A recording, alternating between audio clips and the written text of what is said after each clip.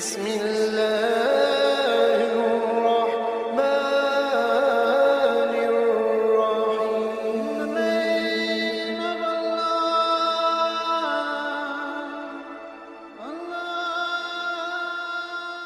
الرحمن الرحيم بسم اللہ الرحمن الرحیم۔ شروع اللہ کے نام سے جو بڑا مہربان اور نہایت رحم والا ہے۔ حضرت رابعہ بصری رحمۃ اللہ علیہ کی پیدائش سے پہلے آپ کے والد شیخ اسماعیل رحمۃ اللہ علیہ کے ہاں 3 بیٹیاں تھیں۔ چونکہ آپ ان کے بعد پیدا ہوئی، اس مناسبت سے آپ رحمۃ اللہ علیہ کا نام رابعہ رکھا گیا۔ عربی زبان میں رابعہ چوتھی کو کہتے ہیں۔ آپ ایک غریب ترین گھرانے میں پیدا ہوئیں۔ آپ کے والد حضرت شیخ اسماعیل رحمۃ اللہ علیہ اگرچہ دنیاوی مال و دولت سے محروم تھے، لیکن آپ قناعت کی دولت سے مالا مال تھے۔ آپ چونکہ خود متقی اور پرہیزگار تھے، لہٰذا آپ کو دولت دنیاوی سے محرومی پر کوئی شکوہ تھا نہ شکایت۔ آپ پیکر تسلیم و رضا تھے، ہر حال میں اللہ کے شکر گزار، فقر پر فخر کرنے والے، فاقہ ہوتا تو خاموشی سے برداشت کرتے تھے۔ حضرت رابعہ بصری رحمۃ اللہ علیہ کی ابتدائی زندگی اسرار و معرفت کے عظیم الشان واقعات سے بھرپور ہے، جس سے معلوم ہوتا ہے کہ آپ کا بچپن عام بچوں سے مختلف تھا۔ شیخ فرید الدین عطار رحمۃ اللہ علیہ فرماتے ہیں کہ جس رات حضرت رابعہ بصری پیدا ہوئیں، شیخ اسماعیل رحمۃ اللہ علیہ کے گھر کی بے سر و سامانی کا یہ عالم تھا کہ گھر میں کوئی اضافی کپڑا تک نہ تھا جو نومولود کو اڑایا جا سکے، اور نہ رات کے وقت چراغ جلانے کے لیے گھر میں تیل تھا، اور نہ ہی نومولود کی ناک پر لگانے کے لیے تیل کی کوئی بوند موجود تھی۔ یہ حالت ذات دیکھ کر حضرت رابعہ بصری رحمۃ اللہ علیہ کی والدہ ماجدہ نے آپ کے والد سے کہا کہ جائیں اور ہمسائے کے گھر سے تھوڑا سا تیل مانگ لائیں، تاکہ ایک تو گھر میں روشنی کی جا سکے، دوسرے نومولود کی ناک پر تیل لگایا جا سکے۔ حضرت شیخ اسماعیل رحمۃ اللہ علیہ نے اس بات کا عہد کر رکھا تھا کہ سوائے اللہ تعالیٰ کے کسی سے بھی کچھ نہ مانگیں گے، مگر بیوی کے اصرار پر مجبور ہو کر ہمسائے کے گھر گئے، ہلکی سی دستک دی، جب کوئی نہ آیا تو واپس لوٹ آئے، اور بیوی سے کہا کہ وہ دروازہ نہیں کھولتا۔ اسی بے بسی کے عالم میں آپ کی آنکھ لگ گئی۔ خواب میں حضور پاک صلی اللہ علیہ وآلہ وسلم کی زیارت نصیب ہوئی۔ حضور پاک صلی اللہ علیہ وآلہ وسلم فرما رہے ہیں کہ شیخ اسماعیل غمگین نہ ہو، یہ ایسی مقبول اور برگزیدہ لڑکی ہے کہ میری امت کے 70,000 آدمی اس کی شفاعت سے بخشے جائیں گے۔ اس کے بعد فرمایا، صبح والی بصرہ عیسیٰ زازان کو ایک خط بھیجو اور اسے یاد دلاؤ کہ وہ ہر روز مجھ پر 100 مرتبہ درود بھیجتا ہے، اور جمعہ کی رات 400 بار درود بھیجتا ہے، لیکن اس جمعہ کی رات کو وہ درود بھیجنا بھول گیا ہے۔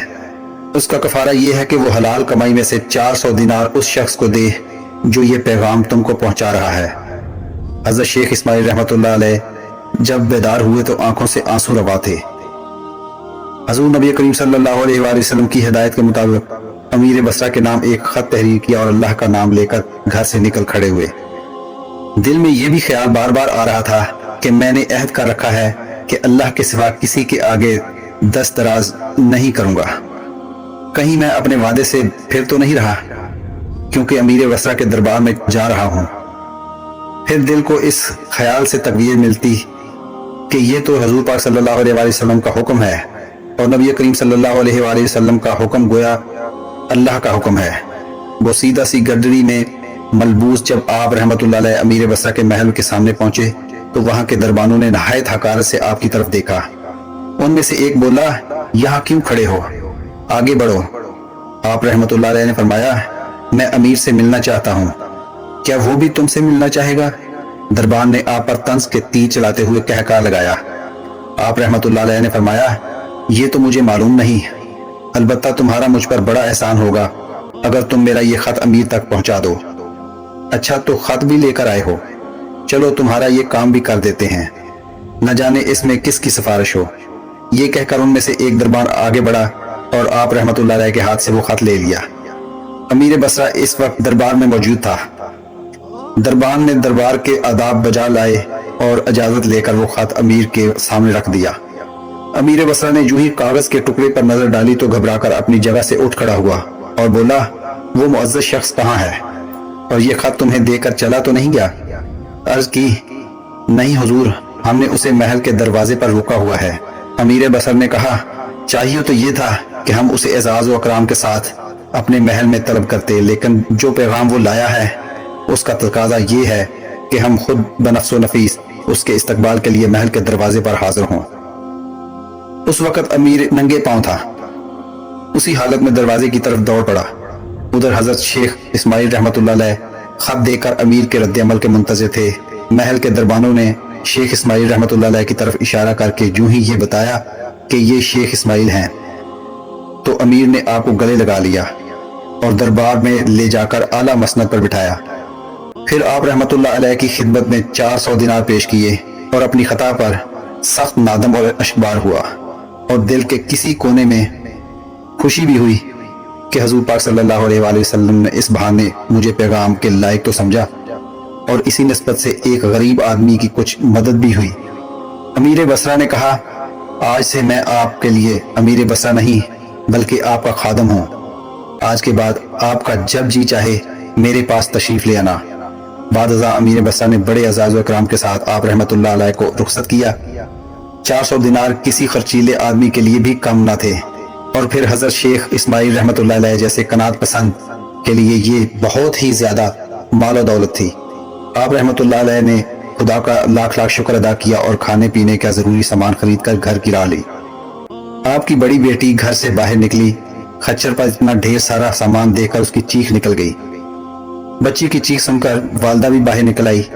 باہر کا منظر دیکھ کر اس نے بھی افسوس سے گردن جھکا لی۔ فوراً بولی، اتنا سامان تم کہاں سے لے آئے؟ مجھے ڈر ہے کہ ضرورتوں سے تنگ آ کر تم نے غلط قدم تو نہیں اٹھایا۔ شیخ نے فرمایا، نیک بخت، میں تو کسی سے قرض لینے کا بھی روادار نہیں۔ تعجب ہے تم مجھ سے ایسی امید رکھتی ہو۔ زوجہ بولی، پھر اتنی مالیت کا سامان کہاں سے آ گیا؟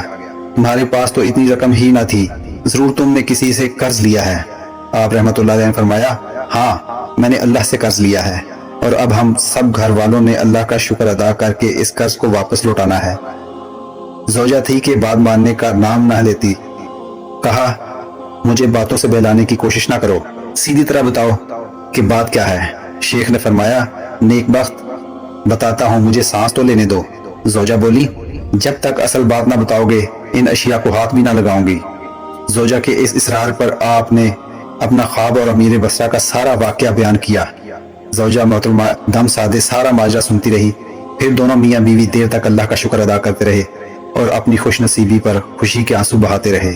حوالہ سیرت رابعہ بصری رحمۃ اللہ علیہ۔ دوستو، آج کی ویڈیو اچھی لگی ہو تو چینل کو سبسکرائب ضرور کیجیے گا۔ اللہ تعالیٰ آپ کا حامی و ناصر ہو۔